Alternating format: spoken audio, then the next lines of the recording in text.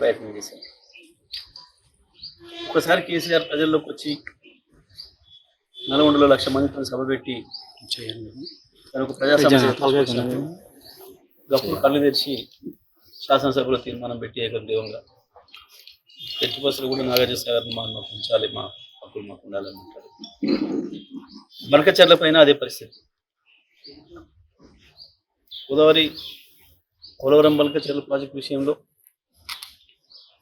అంతే నిర్లక్ష్యంగా ఉన్నారు. ఏం పెద్ద ఎత్తున దానిపైన ఉద్యమానికి పోతున్నామని చెప్పి అప్పుడు ఇరిగేషన్ మంత్రి ముఖ్యమంత్రి కళ్ళు తెరిచి మాట్లాడడం మొదలుపెట్టింది. మళ్ళీ ఇవాళ కృష్ణానదికి గండి కొట్టే ప్రయత్నం చంద్రబాబు నాయుడు చేస్తుంటుంది.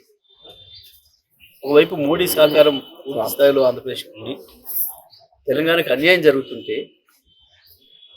వీళ్ళు కూడా ఒప్పుకొని ఉత్తరం రాసి ఒక అజ్ఞానపు మంత్రి, ఇరిగేషన్ శాఖ మంత్రి